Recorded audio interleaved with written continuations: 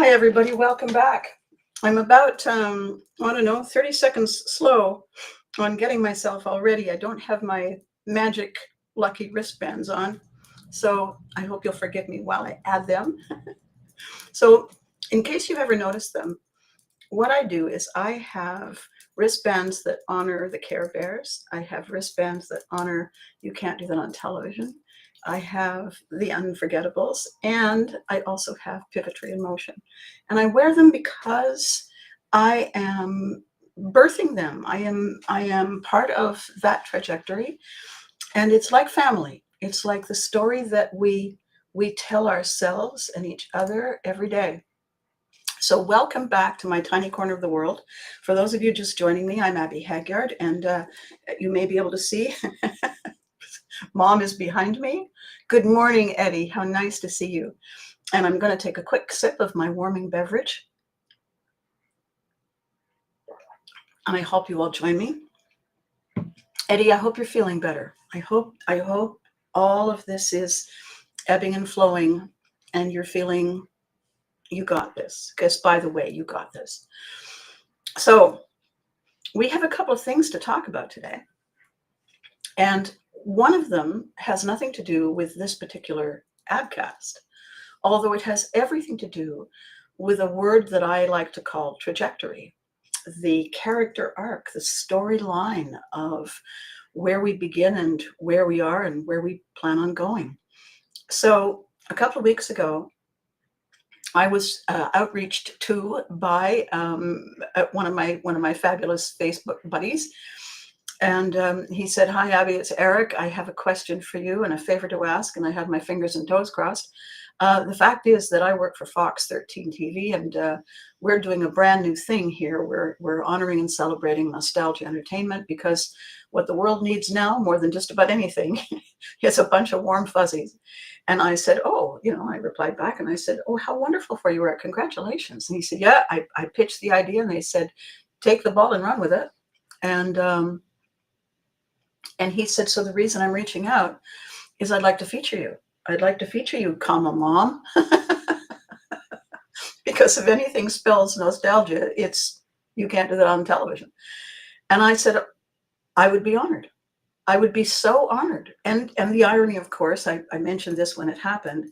The irony, of course, is that I lived a lot of my life in Florida, and Eric is working at Fox TV Tampa, and Fox 13. And they triple cast. They cast in Tampa Bay, they cast in Gainesville, and they cast in Orlando. They broadcast in Orlando, which is wonderful and serendipitous, because it was in Orlando where people could go to get slimed when we were in our heyday. And so it's kind of like I'm there, wondering where everybody went.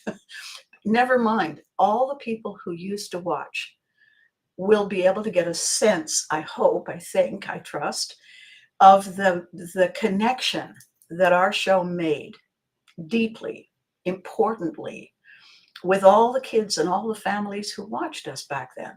Because it was the 80s, it was the latchkey generation. And as Eric was saying, his whole life, his whole childhood feels to him like he was part of our very strange family. And he thought of me as Mom, and he thought of Leslie as Dad, and Barth and all the other characters. He thought of me as a librarian, and he thought of himself as one of our kids. And it doesn't get any better than that. So we did the talk. We chatted. It was wonderful. It was on camera, blah, blah, blah. And then life got busy, as life does. And so it got put off a bit. But he reached out to me yesterday and said, fingers and toes and eyelashes crossed, I think it's tonight. I think it's going to air tonight. So here are the coordinates. So I immediately posted it all over my Facebook. So here's the deal, before we get into what I'm here to talk about today.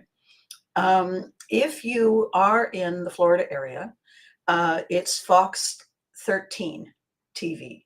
Whatever your call numbers are, it's 13 in Tampa. I think it's 35 in one of the other cities. You'll find it. You'll know it. And if you can't go there, you can go on the web, and it's www.fox13tv.com. Okay. And so that's the website. And on there, apparently, there is a button that says watch live. And the show is called Fox Tonight, Fox TV Tonight. And the host is Eric Cups, and his feature tonight is little old me. So there you go. So I posted a teaser for this morning's video, and it was a picture of me doing a stand-up in a small club. And it says, yesterday, a cabaret. Today, Fox TV and the World Wide Web. So in case people tell you that fame is fleeting, it's only fleeting if you don't keep leaning in, if you don't keep changing it up, if you don't keep policing your boundaries, refreshing your brand, and facing the direction you want to go. That's the only way it's fleeting. That's the only thing that stands in your way. How do I know? I'm here, aren't I? So what I wanted to say just before I launch in, Eddie has got back to me. And I'm so thrilled that he has. My dear sweet friend Eddie Fleiss lost a very, very close friend and has really been struggling with it and challenged with it. But he generously reached out to me and said all the things we talked about, when I was going through the job issue, I'm using today. And so now he's saying he's back. And like I just said, so I'm quoting him, I got this. Yes, yes, yes. Everything is challenging about it because I talked on Tuesday about closing chapters. I talked about a funeral I had attended at which everyone who got up to speak about their loved one, I realized what they were doing is that they were putting a bookmark in the story that they shared with their loved one. Before the bookmark, all the pages before the bookmark were then, at the bookmark, and after the bookmark, now. And it doesn't mean that we don't grieve, and it doesn't mean we don't care, and it doesn't mean we don't look back. It means that we understand that when we lift the bookmark and go back a page, we're not staying. We're merely remembering when. We're reminding ourselves of this story and that moment, giving ourselves a hug, pulling out an extra Kleenex, placing the bookmark back lovingly, and carrying on, carrying them and all our memories with us. That was my ABCAST on Tuesday. And I did it for another reason as well. I did it because when we go through massive changes in our lives, when loved ones change direction, when people we thought were forever aren't, when the plans we made shift, when priorities separate, when the two roads diverge in a yellow wood, so do we. And the thing is, the temptation is to go back to that junction, to go back and stand there and peer down the other road. But all that does, and Gary and I were talking about this last night and this morning, all that does is stand in the way of all the steps that we're meant to make going this way, going forward on our path, on our trajectory.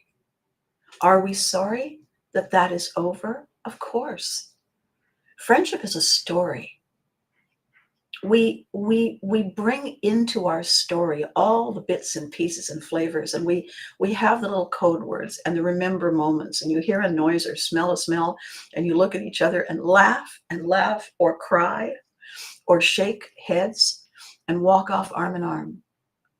That's what friendship is. And then sometimes it isn't. Sometimes something happens. And it has happened to all of us. Some we thought was our everything when we were 5 or 15 or 25. And then something happens to them or us. Life gets in the way, priorities change. And the next thing you know, it's a year since you've talked. If it still is the friendship it was, you pick up where you left off. If something happened that shifted everything, it's a lot. It's a lot to overcome. It's a lot to say, I make room.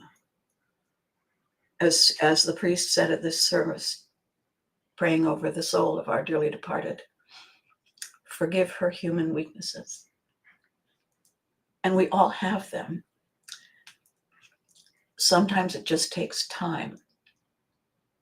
And sometimes it never happens. And those are things we learn to live with, because our two roads diverged in a yellow wood. And that's the way it is. So with all of that aside, I want to take us to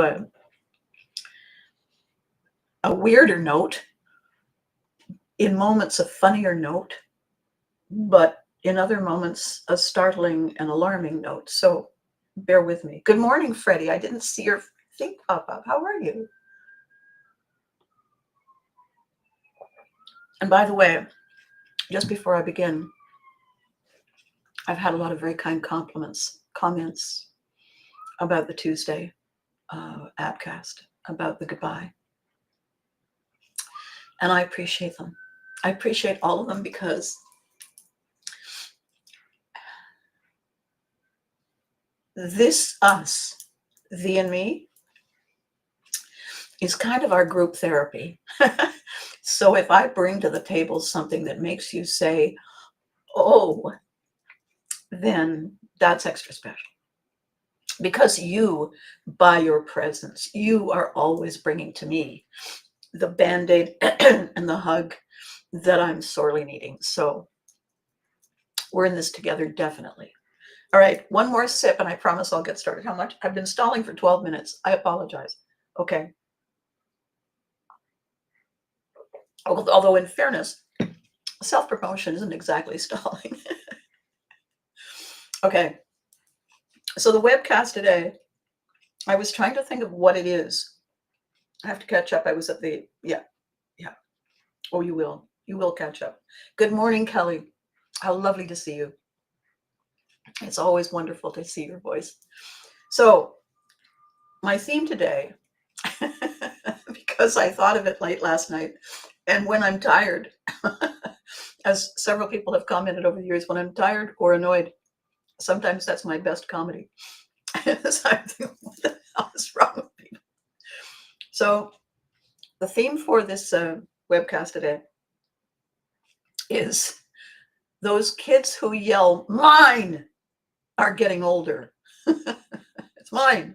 It's mine. You can't have it. It's mine. Go away. It's mine. Okay. That used to be called the terrible twos. You can't call them the terrible twos when they're 35 and they're doing it. You can call them other things, but they're not listening, because you're not the boss of me. Now, it's funny when I'm doing that, but it's not funny when they're doing it, because what they're doing is they're poaching. What people do when they disregard other people as equally human is they're severing the entire framework, the entire concept of the way we survive. Good morning, Charles. It's lovely to see you. So when somebody looks at something you are, something you have, something you do, and they decide to steal it or borrow it without permission or trespass on it, break it, not say anything. If it was creative stuff, that's called plagiarism. It's called intellectual property theft. If they muscle in on work you're doing, if they willfully disrupt your work in your corner, doing your thing, if they arrogantly barge into your space, defined by your boundary, while you are doing what you do, and they waltz in as though they have the right, no need to ask, and I'm going to tell you how to do what you do and be what you are. That's a 2-year-old tantrum right there. That is ego rampant on a field of quicksand. Because that's not how it works. If every one of us comes into the world with equal numbers of DNA, and all of them are different, all that says is we are of the same species. We are simply distinct. We're not lesser than. We're not flawed in some essential way.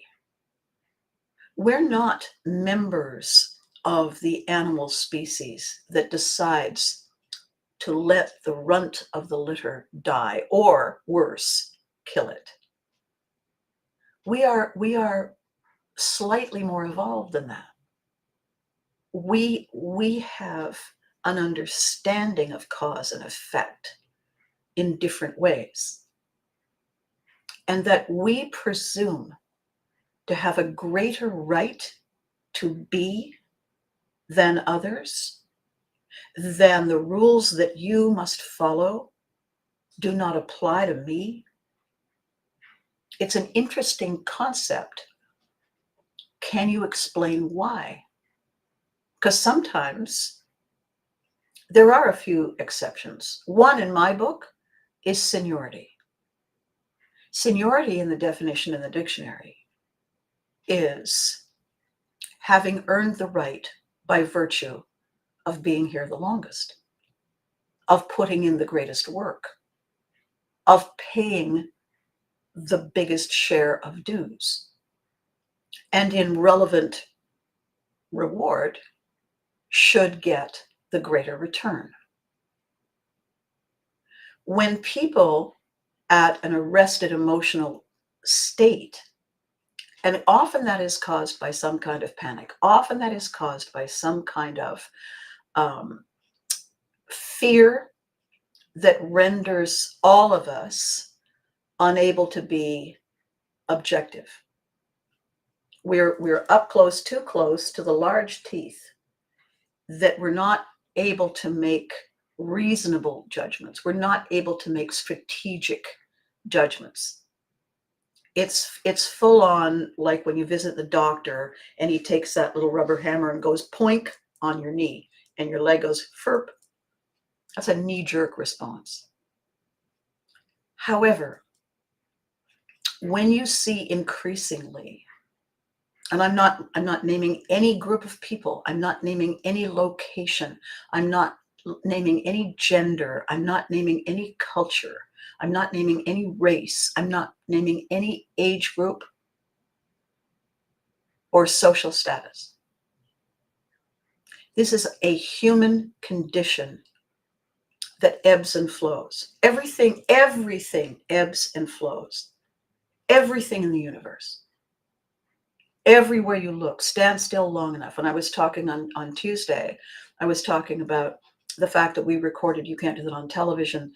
We would record for 5 weeks and then we would have 5 weeks off. And during the weeks off, the kids would go back to being normal ish. And the crew, the director, the producer, they would be editing all the footage that we had shot so that it was possible to do the show without it costing $1 kabillion. And then when that 5-week respite was over, we would all come back and begin again. Well, the thing about that is that we would see suddenly changes in each other. You know, kids at the age of 10 or 11 go away for 5 weeks, they come back, they're a totally other person. They're just taller and they got a deep voice, or suddenly they're a girl, and so they're just totally interested in something they didn't even care about before, and it's a shock. And I remember I said this on Tuesday. I said to one of the kids, "When did that happen?" He said, 2:30 on Tuesday. But the fact is, change is the thing we have in common. Our 23andMe is what we have in common. That they're all different is what we have in common. That we all occasionally bump into each other and find commonalities is what we have in common. That occasionally we bump into each other and find no commonalities, and in fact are surprised, horrified, or just no, is also what we have in common. I'm going to tell you what happens and how what is happening emerges, okay? Because there is a process, there is a trigger, and there is a process. And I know what it is because I'm a military kid, and I have traveled everywhere, and I have seen it every which way there is. Okay, hang on a second.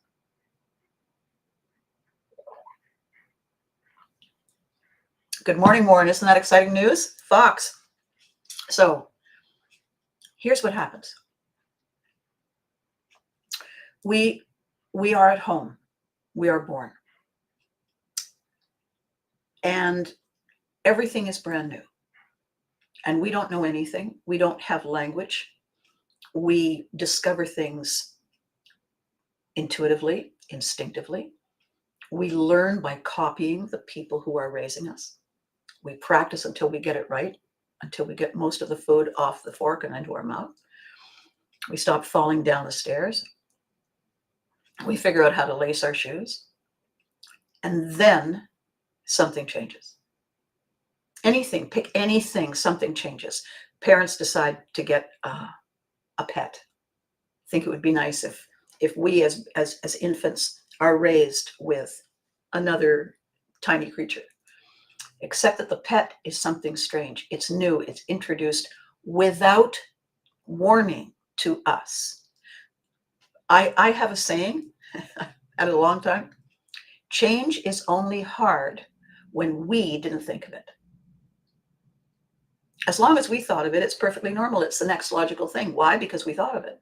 For everybody else, it's like, when did your hair turn green? Oh, I thought I would do that last week. Didn't I tell you?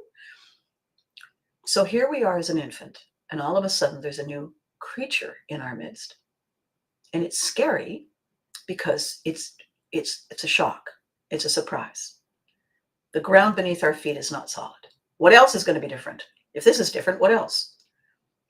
And we go into pure, basic, they call it lizard brain, survival mode. Not thinking, not reasoning, simply reacting as opposed to responding. A reaction is, I'm helpless. Ah! A response is, oh, I see. Well, take that. When that is a pattern that gets printed there, something odd, something strange happens in our brain. Our survival brain says, when something changes, attack. How to attack? Fight, flee, hide, comply. That's how we attack it. That's how we react. That is the blueprint we then forever and ever live by. When something is new, when something is different, when something isn't the same, and therefore the whole point is we don't, we don't feel safe. We weren't told. We weren't given time to prepare. It came out of nowhere. And instead of the element of surprise making us smile and say, oh, it's a pony, we go, ah. It's all we know. And in that way, we are all the same. All the same. So, as we get older, that remains our default to anything that is an unexpected change, that is an unexpected difference. If you grew up in a family and in a small village, in a community, where everyone had one leg and everyone was green, and everyone talked out of a mouth that was on the top of their head, that would be your normal. That would be the way it is, the way it always has been. That would be people like us. If, as you grew older and you went on foraging trips with others in your village, and you came across another village and everyone was blue and everyone had 3 legs and they talked out of a mouth that was on the side of their hand,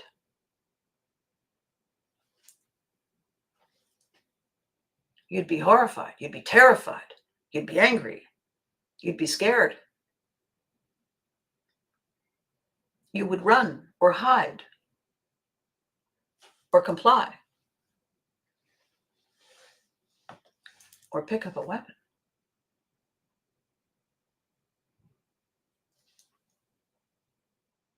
That is the product of learned behavior, of learned response, of learned action reaction at the most primitive, primal level. And all animals everywhere, all creatures, great and small, have that as their default because that's what they were taught. That is how they stay alive. But the difference between us and many animals, not all, many animals are very, very smart, very, very wise. We just haven't realized. We can do better. We can learn more. We can grow more and do more and be more without having to shapeshift ourselves, simply by being curious. We don't have to welcome everyone all the time. Come on in, make yourself at home. No, it's our space, it's our rules, it's our table, it's our tribe. We paid our dues. You just arrived. Pay a couple of dues and we'll see what we think. That's normal too. But the idea that happens when we are overwhelmed, tired, confused, can't remember where we left our coping tools, is that when we are seeing things different and changing faster than we can cope, we don't respond well. We're like the Red Queen in Alice in Wonderland, off with their heads before you even think a second thought. We label people. And I got to tell you that in therapy circles, not using the big fancy $64 words, it's called the we-they syndrome. If we are injured and we bleed, we feel pain and we deserve compassion. If they are injured and they bleed, well, now I have to clean the rug. How rude. because it takes more effort and it takes more time and it takes a greater sense of personal security to allow ourselves to realize, to remember that they are just like us, except they're green, except they have one leg. It doesn't mean they don't feel pain. It doesn't mean they don't need a hug. So when I run into somebody in the midst of a terrible twos moment, I know that something has happened to them that has caused them to revert back to the last place they felt safe, the last place God made. They're 2, they're 5. During COVID, perfectly grown, capable human beings in a store screaming at the top of their lungs at somebody just doing their job, screaming at them, "You're not the boss of me." What is that? It happened in front of me once, and I said, "What are you, 5?" Guy turns around and says, "You don't know what I'm going through." Yeah, I do. Obviously not as much. He had no coping mechanisms that could work for him now. So this terrible twos situation, this terrible twos is a product of something called flow. And flow was named back in I guess it would have been the 40s or the 50s. It was the 40s. There's a chap who lived in Poland, and it was during the latter stages of the war, Second World War, and their town was being bombed. And his story, it's a TED Talk. His grandfather taught him how to play chess. And he said it was the most remarkable thing that when they were playing chess, he was so involved, so engrossed in the game, in the thinking of it, in the investing in it. He said, a bomb could have hit our house and I wouldn't have noticed. And so, excuse me, just a second. My throat is a little dry today because there were conversations yesterday. And what he was saying in the TED Talk was this: we enter a state of flow when everything we are doing is fully present, fully in the now, fully in the moment. When we are not dependent on external influences to guide us, to shape us, to support us, to define what we do. We are independent and capable, and we have the capacity to be there now 100%, laser focused. And then in the TED Talk, he said, you see it in professional athletes. They can skate out onto the ice and they don't hear people booing them and yelling imprecations at them about their familiar and loved ones. You can see it on a football field. You can see it in the middle of a catastrophe. You can see people running and fleeing and hiding and crying, and you can see the rescuers walking in. And they're not walking in terrified. They're walking in with purpose. They're walking in with focus. You can see in the midst of an absolute disaster in a hospital, you can see footage of the doctors and the nurses going about their jobs in the way you go about the job. There was no one screaming and yelling and running around and panicking, because that's not how the job is done. And somebody who rushes in with a loved one and says, "Can't you hurry up?" People say, "I'll get to you as soon as I can," because they are in flow. They are where they are meant to be in this moment. And in flow, no one has a label. No one has a color. No one has a gender. No one has a culture. No one has a religious or political or social or quirky affiliation. When we are in flow, we are doing the thing we do. And everyone who does it does it with us too. What has happened gradually over time, and I don't feel, and in talking with my psychology colleagues, not that I'm a psychologist, however, I have worked with so many, either editing or shaping or ghosting their work, that they have taught me enough of what they have learned and what they know for me to understand the fundamental causes and effects. It's like, I don't know if any of you did this when you went to college or university.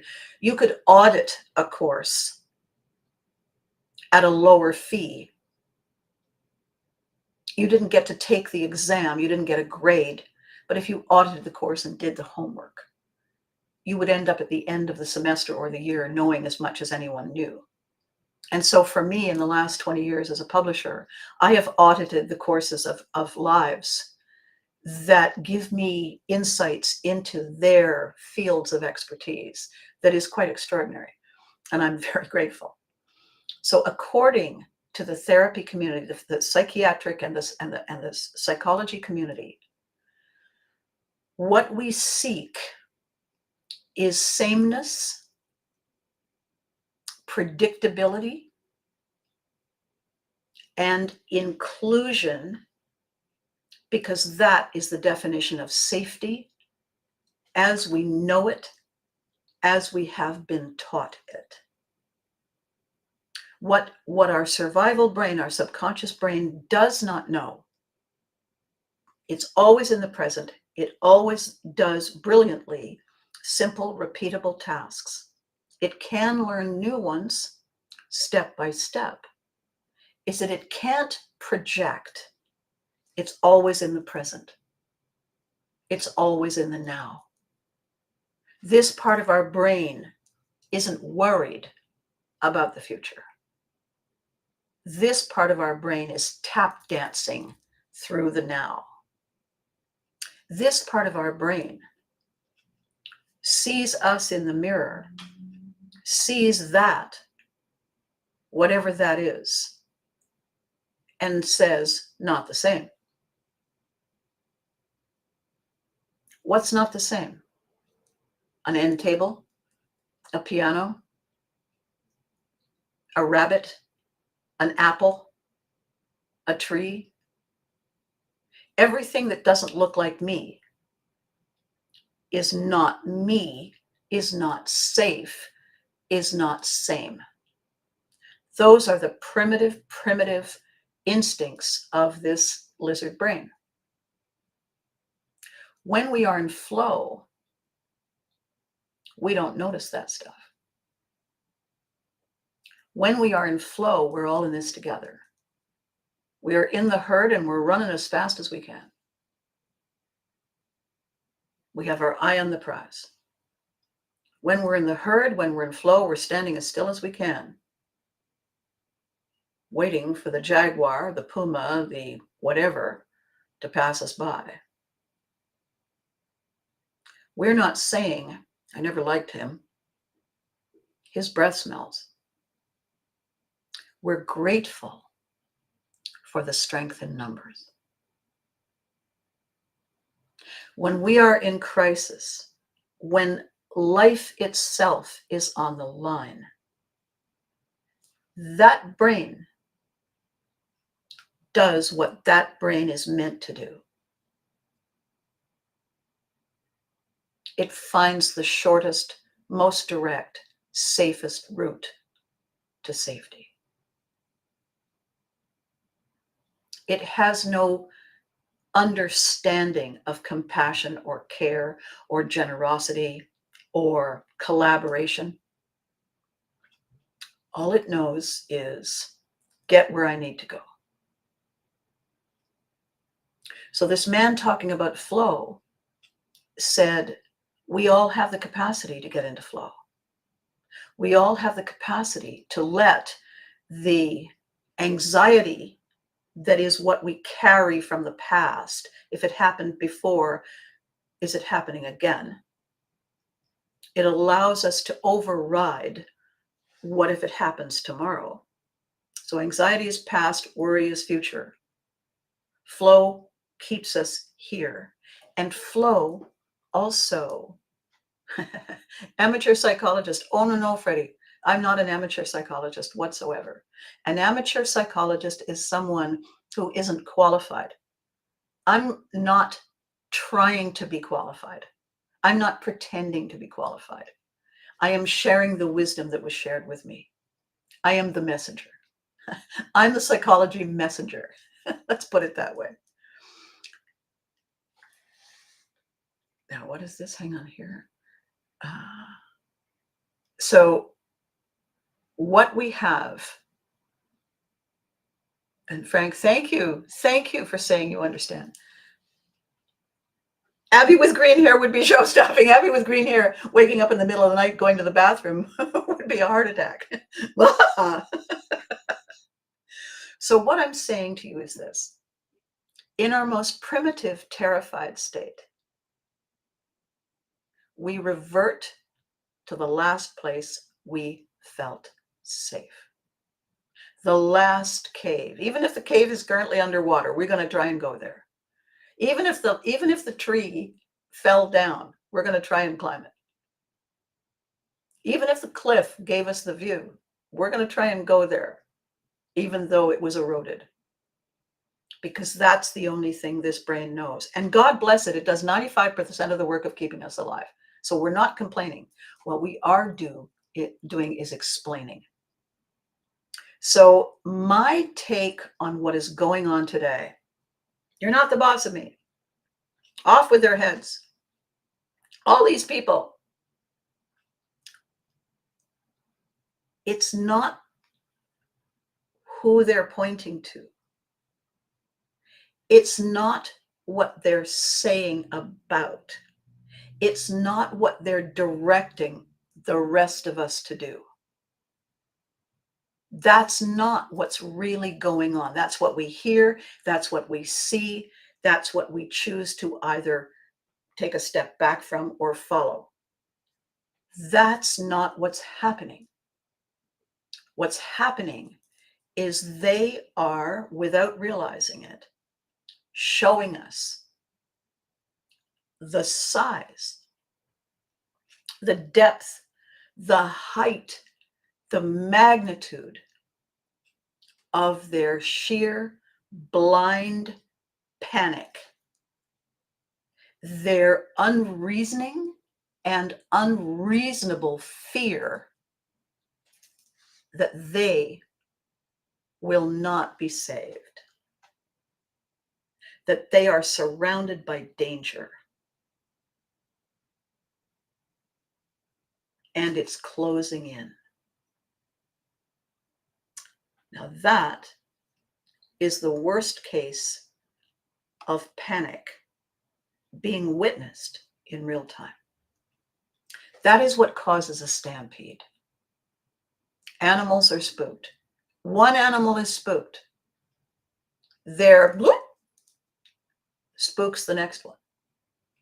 And it's a ripple effect that becomes an avalanche. And the next thing you know, there's 11 million chickens running. There's 400 billion birds flying and ruining the roofs of every car ever built since Henry Ford, by the way. Because, and the reason I say it's unreasoning, and the reason I say it's unreasonable, is because the math does not math. The logic does not logic. And I will tell you why.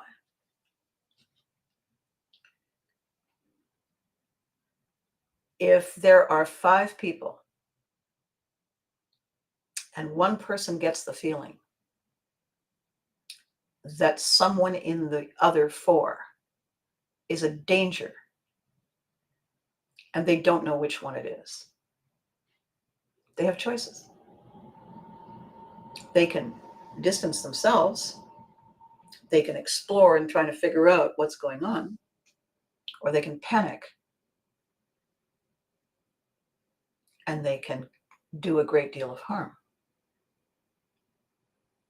After the frenzy, realizing that they were wrong, or not realizing they were wrong, saying, there, now I'm safe. Yes, maybe.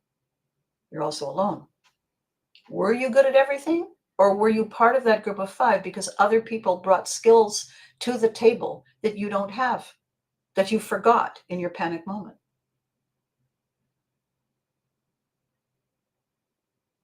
What if one person or 5 people or 50 people decide to destroy, to eradicate, to get rid of an entire scenario, an entire situation? What if everybody takes on the personality of Mount Vesuvius, has an earthquake, and destroys the entire village of Pompeii?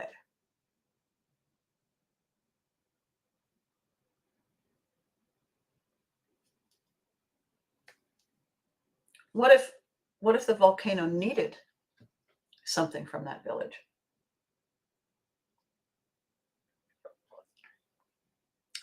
Oops. Too late. Oh well. Now what? I watched one of those TV documentary shows about an inner city scenario in a major city in the United States. And it was a very poor neighborhood, a lot of people not working, and a lot of people not working at, well, say not working, but not working at more traditional jobs. There was a fair amount of criminal activity going on. And in that neighborhood, it was 2 streets parallel and a cross street, which was basically no man's land. And they interviewed one of the mothers. And then separately, there was another interview, a mother on one side and a mother from the other side. And they interviewed these mothers to find out how they felt about this ongoing, never ceasing, no resolution possible scenario. Because what was happening was their children were fighting to defend one block, one street block, as their territory, as their turf. And the others were doing the same. And the thing is that if you had to walk the cross street to get to the corner store, which they did, they had to leave those 2 blocks in order to go anywhere, do anything, buy anything, then it was considered an attack. And if you attacked me, if you attacked my people and someone was injured, then it's my duty and my right to attack you back in retaliation. And it was this crazy documentary that every single day there was a violent event on one or both of those streets. One of the policemen was saying, we might as well just set up shop right here, save the drive, save the fuel in the cars. And the mother said, it's pointless, it's senseless, it's useless. And the other one said, and it's never going to end until we're all gone.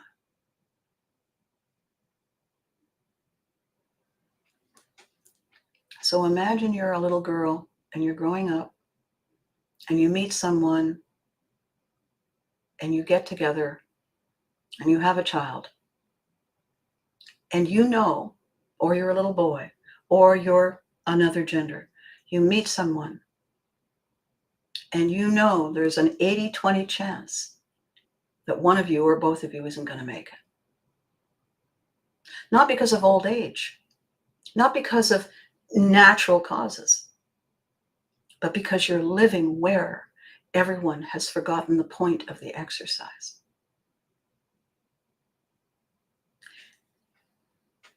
There is an interesting philosophy that I find fascinating, and that is that when we come to live when we are born, that we signed a contract before we came, that we said, I'd like to learn what this is like. I'd like to walk in these shoes. And that becomes our purpose. That becomes the reason we're here. I think it's fascinating. I think it's because it also gives us an understanding that we may have said, I want to know what it's like to deal with something difficult. Because we do meet people. I have certainly been through recurring difficult things. And it can certainly feel like a why me and why again, unless of course it was what I wanted to know. It was what I wanted to experience.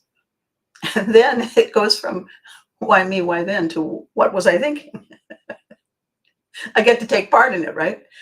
So whether or not anybody believes in that, if it happens, we have choices. Gary and I were talking last night, a long time, about this phenomenon that I call door number 3. When we're in panic, we're incapable of thinking of anything bigger than 1 or 2. Good or bad, live or die, hide or fight,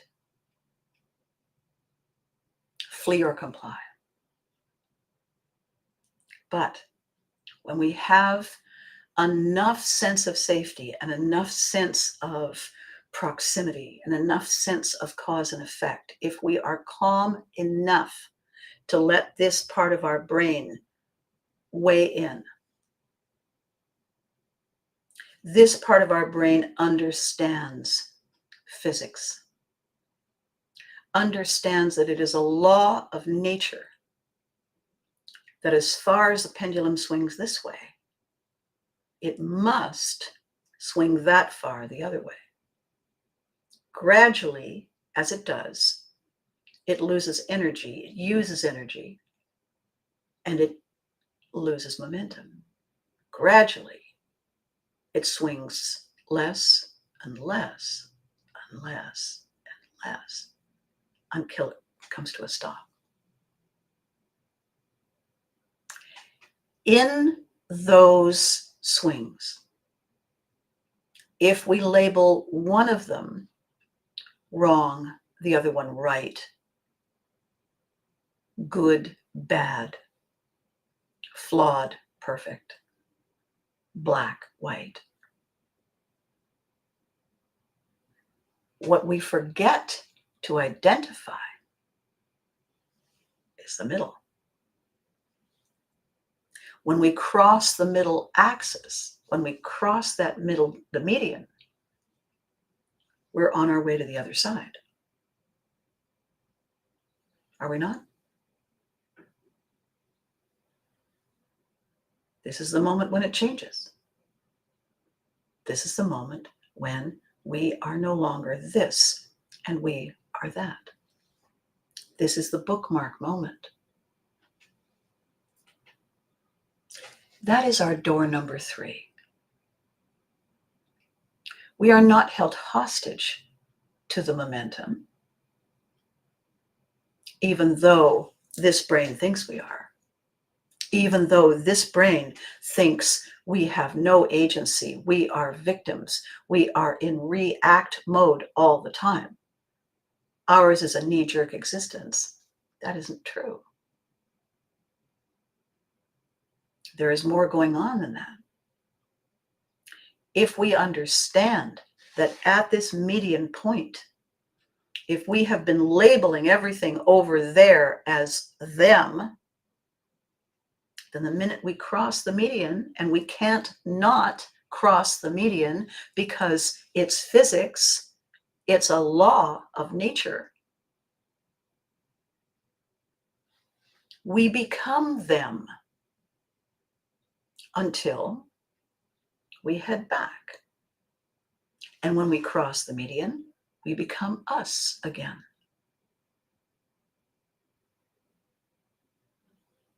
When we are pointing and we are claiming and blaming them for being them, We're talking about ourselves in a minute. All you have to do is watch us go past door number 3, and there we are.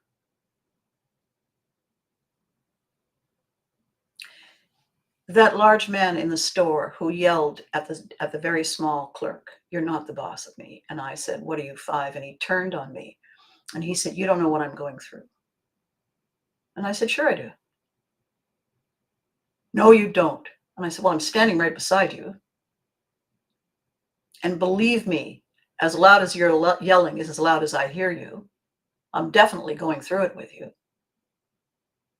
I'm right here." And he just went whoosh and walked away. And several people in the line with me because if you won't shut up, at least go away. So here's what we are forgetting. We didn't invent this game. It's not our ball. We were just invited to join the game this inning, this quarter, this period, this end, whatever the words are, this wicket. There have been players who came before. There will be players who come after, who will be in our spot, in our role, doing what we are in this moment doing. It's not ours to own. We're renting. It's temporary. The reason we think we have more agency than this is ego talking. It's ego grasping at immortality. We're going to do all that to them so I can have all this for me and my friends. Until I take a second look at you, and I don't think you qualify as my friend. And that means now you're one of them. And I'm going to kick you to the curb. Because there's only room in this for me and my friends. And you know what? I don't like you either. I'm going to put you in with them. And you keep doing it, and you keep doing it, and you keep doing it. And all of a sudden, you're the only one. And you ring for somebody to bring your supper, and you're it. Because that's how that works. But in a blind panic, let's put a label on them. Let's put a badge, a hat, a note on them. Let's paint them with the same brush so that we can see them from a distance and keep ours and confine them. Well, who put you in charge? Who gave you this great knowledge that you're right? The answer is no one did. The answer is this is the size of your panic. The answer is this is you back at the terrible twos, having your very first big tantrum. And we've all seen it in a grocery store, in a restaurant, in the middle of a sidewalk. A parent who loves beyond all imagining this tiny creature they have birthed, trying to help this tiny child get back to their feeling of safety without hurting themselves or others first. The screaming and the yelling and the pounding the head and the yelling and the throwing and the hitting, the mindlessness of it, the sheer terror, frustration, raging panic of it is a small, small creature so overwhelmed they're going to hurt themselves, usually before they hurt anyone else. How can we help them? How can we help them? I'll tell you how we can't help them. We can't help them by naming names, calling names, labeling them, yelling louder, hitting first. I'm not saying two wrongs don't make a right. I'm saying that when you already got one tantrum, a second tantrum doesn't do anything good. It just makes everything last longer and everybody else is doing this. We are smarter than this. We are more capable than this. We are greater than this diminish probable outcome. What do you do when you erase everybody else? What do you do? Are you happy and you know it? Clap your hands.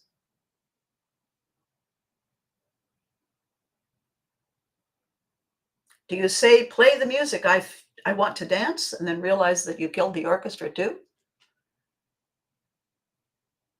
What are you going to do when you realize you got rid of everything that meant anything because you were lost? I had a conversation a while back with someone who said, I hate this person. And I said, oh my God, you know them too? No, I don't know them. Have you met them? No, I haven't met them. Why would I meet them? Okay. Technically, you can't hate a thing you have never experienced. You can't have an opinion on something you have never experienced. You can dislike, disapprove, be wary of something that happens connected to them, but you don't actually have the capacity to hate them or love them if you don't know them. Not possible. Change the word. Stop tarring the person standing next to the thing that scares you, that worries you, that offends you. It's not them, it's that. I don't like that, fair enough. Watch the words we use. Watch the energies we project. Everything is contagious. If you want things to be better, be better. If you want to be happier, choose happy. Choose it. Take a deep breath. How did it feel when you were in a bad mood? It sucked. All right, take a deep breath. You want to be in a mood that doesn't suck? Yes. All right, let's try it. Yeah, but no, if you want to be happy, clap your hands. If you don't want to be happy, pout, sulk, rage, set fire, tally ho, but do it over there. Why? Because this is my pot, my spot, mine. Do it in yours. Don't come to my spot and do it. Go to the bottom of the garden and eat worms. Don't eat them in the living room. I just cleaned the rug. Have some respect.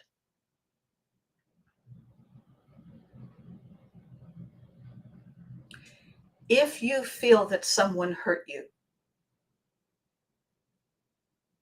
it does not help you to show them disrespect. If you feel that someone trespassed on your boundary, it does not help you at all to trespass back. If they hit me, there is nothing of my benefit to hit them back. It just prolongs the misery. Well, that's ego talking. Did you like it when they hit you? No? But then don't stick around. Because clearly that's toxic.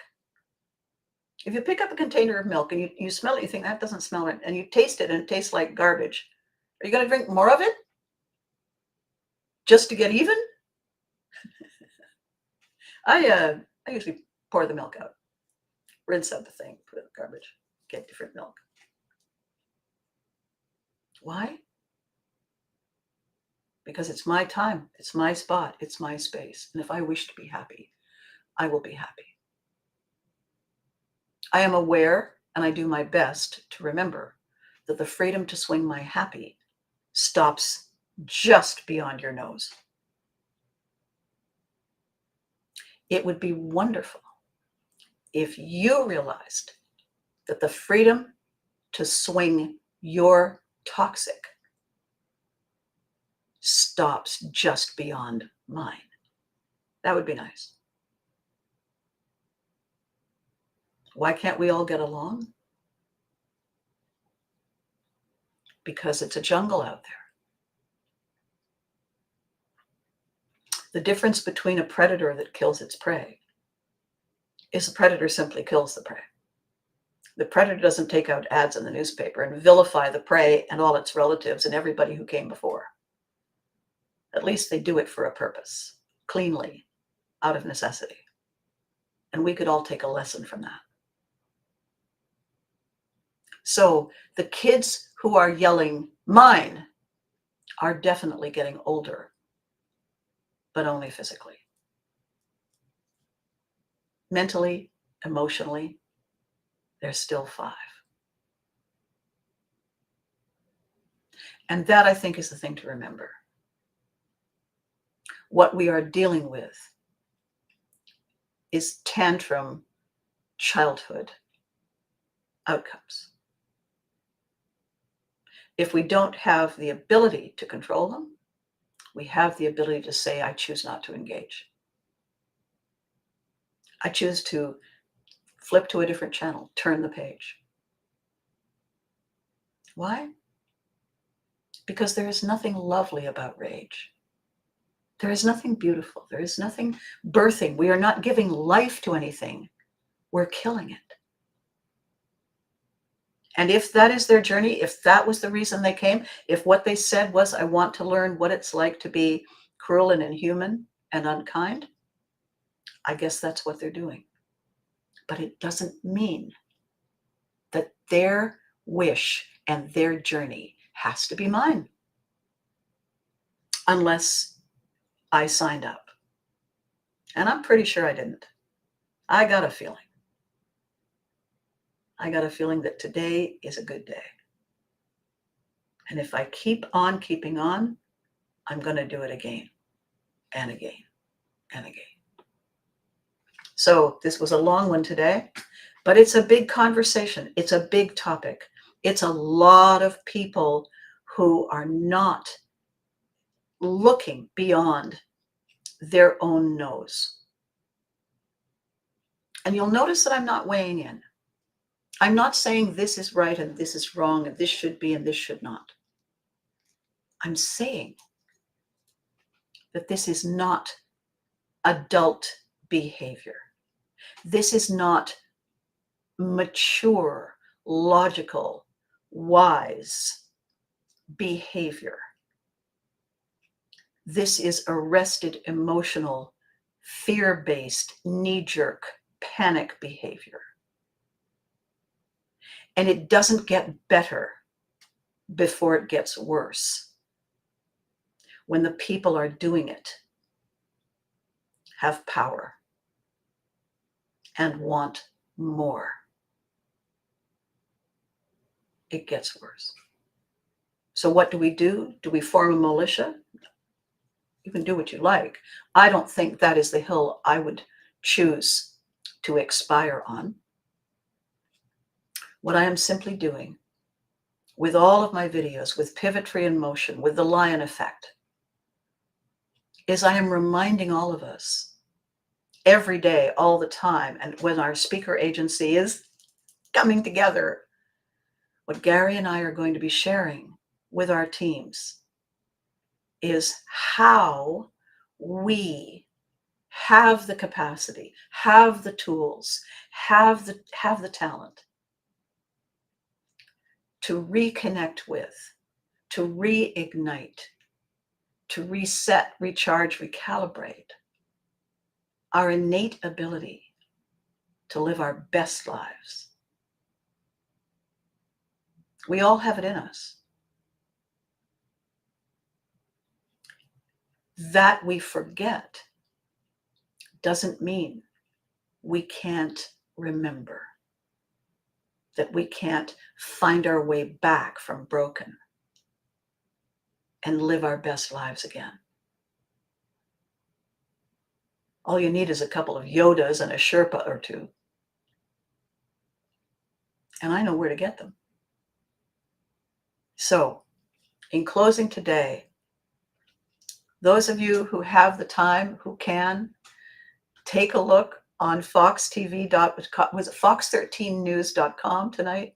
I'm supposed to be live, not live, but it's recorded. I'm supposed to be featured at 7 p.m. Abbey, New York time, New York City time. So, and if it's on the website, I'm sure that it'll probably be archived.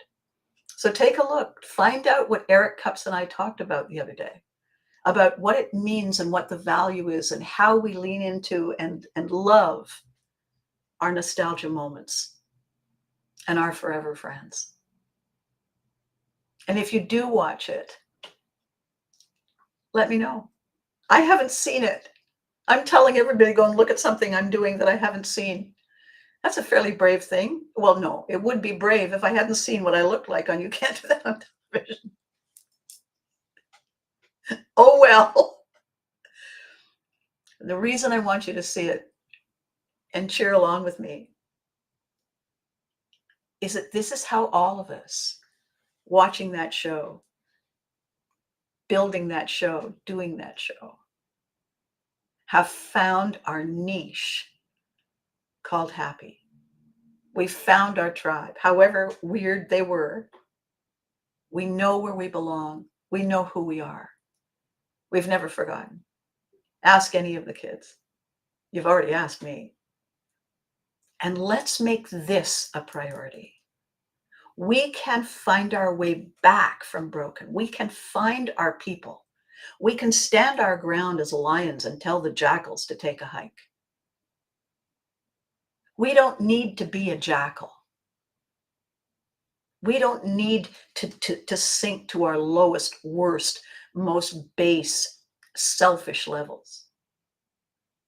We don't need to give into and feed on a weird, sudden, curious moment,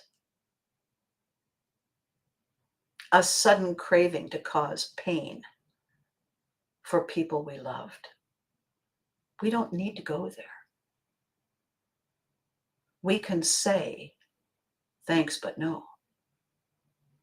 Gary and I talk about that all the time. We all have our worst impulses. They're the other side of the best ones. You can't have light without dark. You just don't need to encourage dark to consume it. You can go into the dark with a candle or a flashlight or a friend. And that's who I am to you. And that's who you are to me. We're in this together. We can say thanks, but no. We have that option. If people are claiming more and more power to make our options limited, we can say thanks, but no quietly. Because we, in our hearts, we're the ones who know. So with that, I want to say, as I always do, be good to you. You deserve good. You deserve best, better, bigger, warm, inviting, supportive, loving. We all deserve that. And we have it in us to give it and receive it and grow it. I was talking with the wonderful Richard Glatt the other day.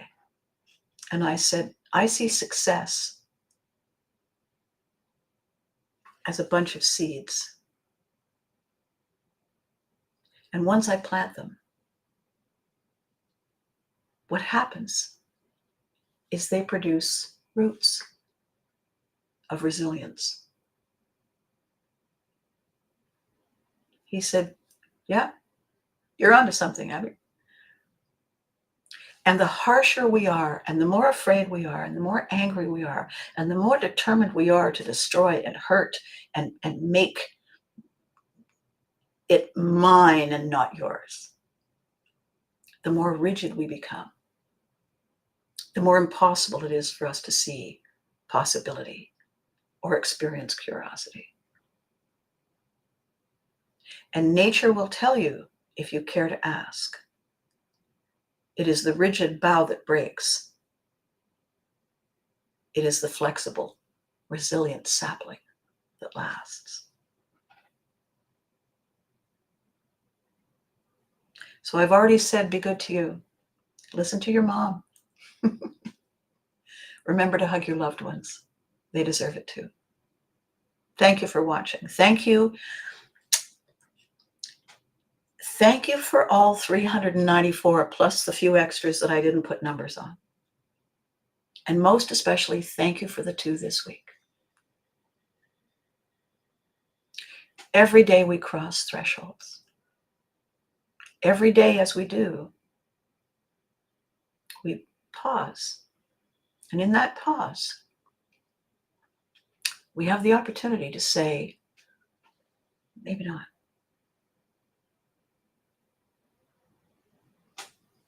We always have that pause within us. That we do not pause means we did not choose. In that moment, as we stepped forward, without a backward glance, we wrote -30- at the end of our story.